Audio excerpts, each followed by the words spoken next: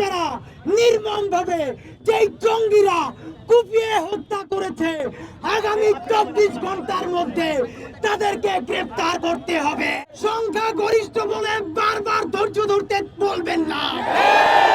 ধৈর্যের বাঁধ যদি ভেঙে যায়, যেই ফ্যাসিস্ট রানীকে তাড়াতে পেরেছি তার কোন লেসপেন্সারের দিকেও থাকবে না।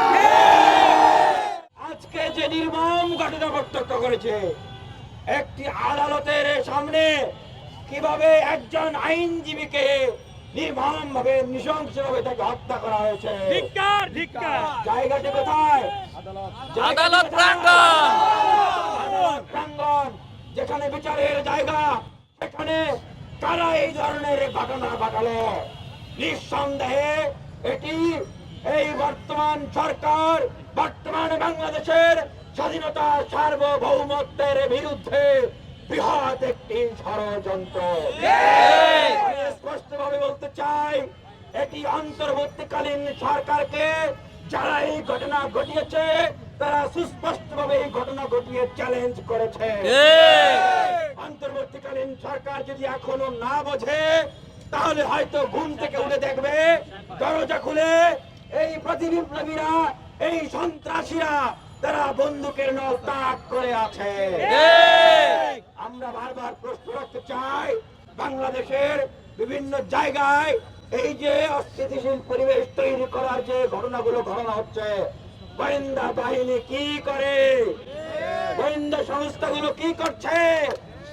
এসআই, এসপি, বিজিএফআই তারা কি নাকে তেল দিয়ে ঘুমায়, বসবাসী মারছে?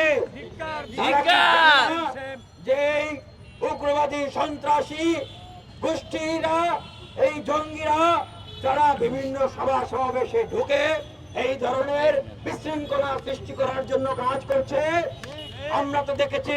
আমরা যখন ফ্যাসিবাদের বিরুদ্ধে লড়াই সংগ্রাম করেছি, আমাদেরকে মাটির তল থেকে ধরে নিয়ে এসেছে, আমাদেরকে পানির তল থেকে তুলে নিয়ে এসেছে। এই গোয়েন্দা বাহিনীরাই তো তখন কাজ করেছে। তাহলে এই সরকার কেন এই গোয়েন্দা বাহিনীকে দিয়ে কাজ করাতে পারছে না? বাংলাদেশে মুসলমান, হিন্দু, বৌদ্ধ, খ্রিস্টান নির্বিশেষে সকল ধর্মাবলম্বীদের প্রতি আমরা আহ্বান জানাচ্ছি, এই সাম্প্রদায়িক সম্প্রীতিকে বিনষ্ট করে করা যাবে না।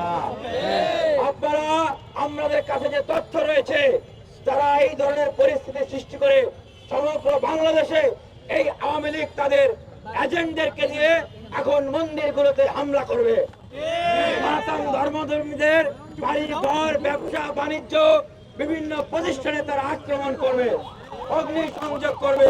সুতরাং এই ধরনের কোনো সুযোগ দেওয়া যাবে না। আপনারা পাহারা দিবেন এবং আপনারা শান্তিতে সমাবেশ করবেন। যেখানে এই কমিউনিটির লোকরা আছে তাদের কাছে যাবেন এবং বোঝাবেন যে এটি কোনো হিন্দু মুসলমান দাঙ্গা নয়। বাংলাদেশের কোন জঙ্গি সংগঠন এর আগে আদালত প্রাঙ্গণে কুপাইয়া হত্যা করে নাই। যে স্পর্ধা এই জঙ্গি সংযোজন করেছে, আগামী 24 ঘন্টার মধ্যে সরকার তাদেরকে গ্রেফতার করে দ্রুত বিচার ট্রাইব্যুনালে যদি বিচার শুরু না করে, আমরা রাজপথ কাঁপিয়ে দেব ইনশাআল্লাহ। সরকারকে বলতে চাই, ধৈর্য ধরি বলে দুর্বল মনে করবেন না। সংখ্যা গরিষ্ঠ বলে বারবার ধৈর্য ধরতে বলবেন না। ধৈর্যের বাঁধ যদি ভেঙে যায়, যেই ফ্যাসিস্ট রানীকে তাড়াতে পেরেছি তার কোন লেসপেন্সারের দিকেও থাকবে না। আমরা ইনকিলাব মঞ্চ থেকে শুরু করে আজকে যত সংগঠন আমাদের সাথে এসেছে, সবার তরফ থেকে জানাতে চাই, আমার ভাই আলিফকে যারা নির্মম ভাবে যেই জঙ্গিরা কুপিয়ে হত্যা করেছে, আগামী 24 ঘন্টার মধ্যে তাদেরকে গ্রেফতার করতে হবে।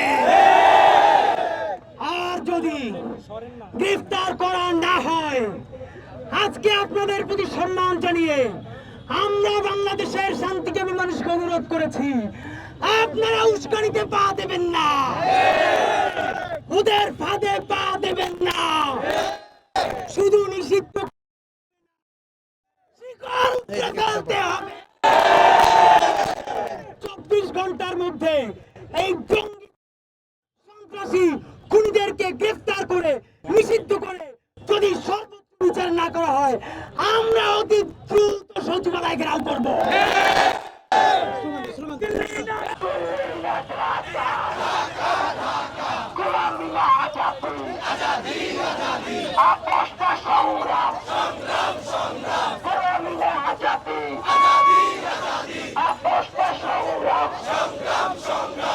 খুনিদের ঠিকানা এই বাংলায় হবে না। এই অ্যাকশন অ্যাকশন ডাইরেক্ট অ্যাকশন, শান্তিকামী অ্যাকশন ডাইরেক্ট অ্যাকশন, এই সারা বাংলার অ্যাকশন ডাইরেক্ট অ্যাকশন, এই আপোষটা সংগ্রাম সংগ্রাম সংগ্রাম, এই ক্ষমতা না জনতা জনতা জনতা, ক্ষমতা না জনতা জনতা জনতা, এই দালালি না রাজপথ রাজপথ রাজপথ, এই দালালি না রাজপথ রাজপথ রাজপথ, এই গোলামি না আজাদি আজাদি আজাদি, এই দিল্লি না ঢাকা ঢাকা ঢাকা, বিভাজিত দেব না আলী ভাইয়ের রক্ত, সন্ত্রাসীদের ঠিকানা এই বাংলায় হবে না।